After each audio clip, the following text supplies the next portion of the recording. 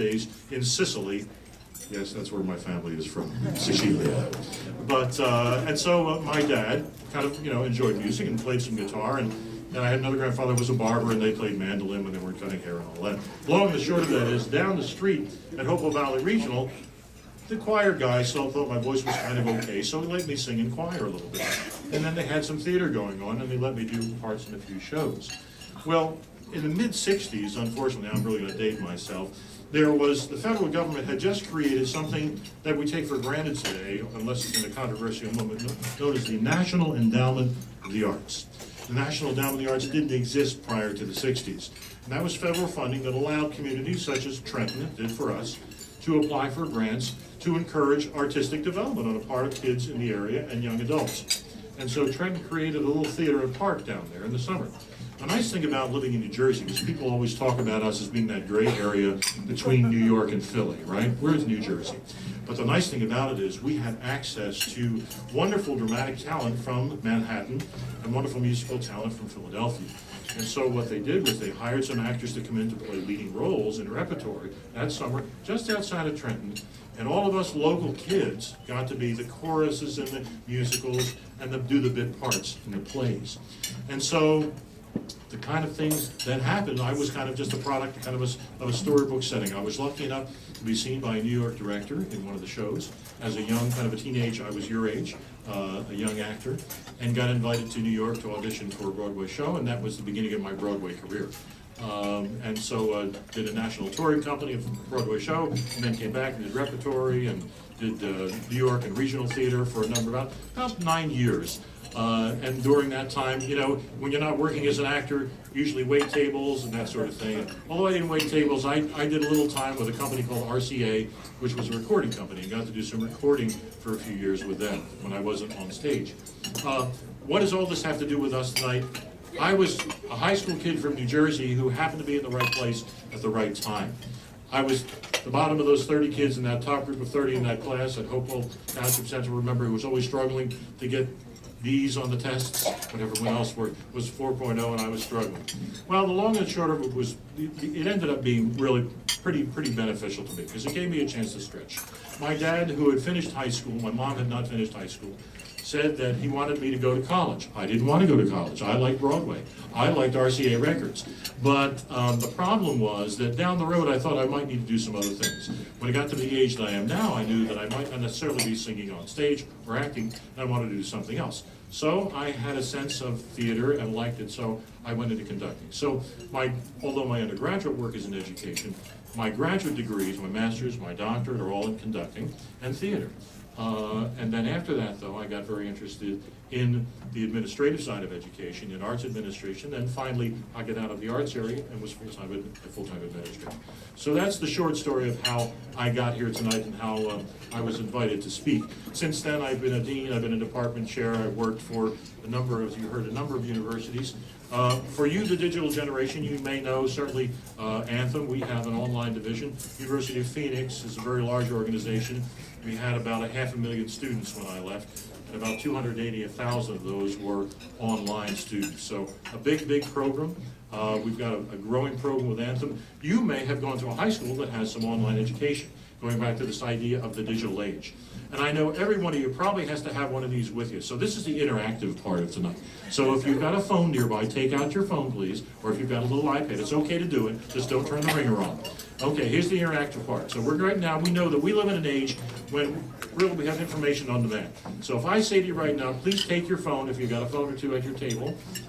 You're all behaving very well because you're probably told, don't take your phone to the ceremony tonight, right, son, daughter? Right, don't have the phone on. But it's okay just for a couple of minutes. And if I ask you right now to go out there, go out on the net and to Google, and when you Google our First Lady, Michelle Obama, Google Michelle Obama Mother's Day White House. Just do that real quickly. I'll give you a few seconds. Dum, bum, bum, bum, bum, bum, bum, bum, bum, bum, bum, bum. You should be out there already. And I'm curious as to see if anyone pulled up anything about the First Lady or the First Family and Mother's Day. Anyone find anything yet? What did you find? Great. I'm going to mention something. Thank you. That's wonderful. So Michelle Obama, the First Lady, honors military mothers okay, and wives. So we know that right now with technology, Generation Y, we can go out and we can get what we need very, very quickly. What's one of the big challenges? Some of you may have parents who are certainly a lot younger than I am, but who may have said to you, yeah, but when I go to McDonald's, they can't make change if the computer's not working. What do we do? Ah, okay. Well, one of the big things, you know, there's a really terrific word, and if you want to Google it, just go ahead and jump right out there, and you can do it while I'm talking, it's okay. The word is paradigm, and it looks like paradigm, okay? And if you go out and look at that, my generation, and the Generation Xers, many of whom I work for now, have had to deal with this paradigm shift, and that is taking what you have every day in your digital world and being able to validate, accepting the fact that you may not need to know everything that we thought you needed to know all the time. That sounds a little strange, doesn't it? There's a few phrases in there, but that was on purpose. And that is that you're the generation that needs to know where to go to get the information, right?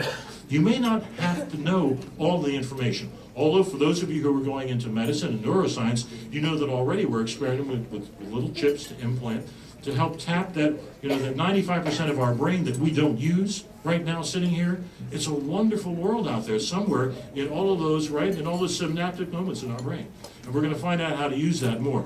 But you need to know where to go to find that information, right? That's why you can use certain devices when you take exams, or when you go and sit in your college or university classroom, or when you're sitting in your vocational technical training room, whatever it may be.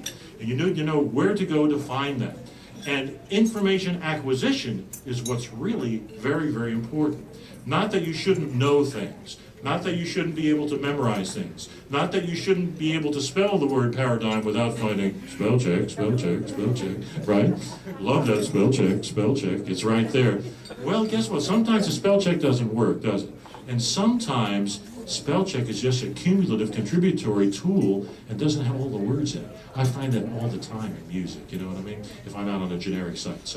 So we need to be able to spell. We need to be able to add to all these things. But more importantly, when you walk out of the house and go to your dorm and go to your college, to your university, to go to your job, to go into the military, whatever you're going to do next fall, we want to be sure that you know how to get the information that you're going to need to be able to do that job ultimately.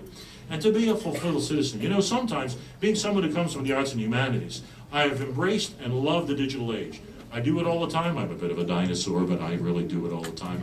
My son even talked me into writing an article a couple of years ago on music and composition from video game composers. Yes, my youngest son is one of those little guys who always sat in front of every video game console that was ever out, and yes, I gave in and bought one every year when there was a new flavor of the month. And so he got me interested in that, and he used to take me out to sites. He said, Dad, you really need to know about this. So all I knew was music, so I decided, well, maybe I can write him something about how the orchestrations work in that particular, you know, Japanese score, or, you know, if we're looking at anime, or we're looking at some type of animation, or some type of skill, something that Pixar has developed, maybe there's a reason that I can contribute to that. So the important thing here is that all of you going out this year, going out to establish careers, to get educated, because it is a lifelong experience, right? Moms, dads, faculty, administrators are out here. It is truly a lifelong experience. When we say we can't learn anymore, we've kind of pulled the plug and we've shut the faucet off. We don't ever want to do that. But you, as Generation Y, and your little brothers and sisters as Generation Z, have a responsibility. You become real responsible for old-timers like me. We are all now looking to you. You are the hope in the future. You are our vision for the future.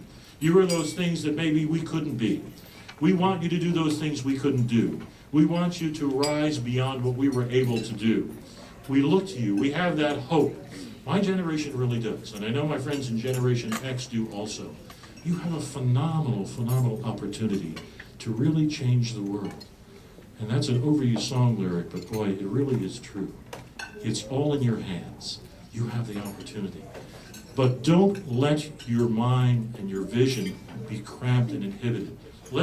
Don't be afraid to dream. Don't be afraid to think about those things that can't be. You know, Steve Jobs, Mark Zuckerman, they're pretty techy guys, but they changed the world with creativity beyond what I could do in writing an orchestral score. Very, very important. You know, Gandhi, the Dalai Lama, our president, You can go up and down, a list of folks who have changed the world in so many different ways. Far be it from me not to mention Bill Gates, of course, for those of you who are Windows guys. Okay, don't want to offend any Windows users out there. But in all seriousness, one of the challenges for you, I believe, in the next 10 to 15 years of your life and in the world we live in this country is there's a whole new resurgence and interest, isn't there, in space again. We're looking at all sorts of new opportunities out in space, as well certainly as oceanography. Okay, but we are looking out to that. Now we're looking at the possibility of mining and getting energy and minerals that we can help support things now. We have to be competitive. We know that in the sciences and the maths. Absolutely essential.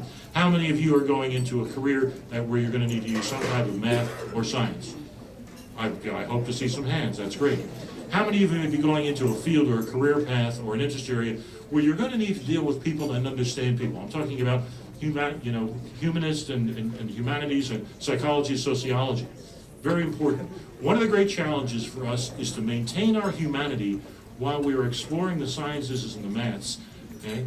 And to maintain our humanity and to grow our humanity. One without the other is imbalance. A digital age without a sense of people and that sense of the human sense of who we are is really very, very, very empty and very cold. If we're just one raging nerve ending and protoplasmic plop in the world, that's just as bad because we have no focus, we have no direction, and we can't move forward effectively.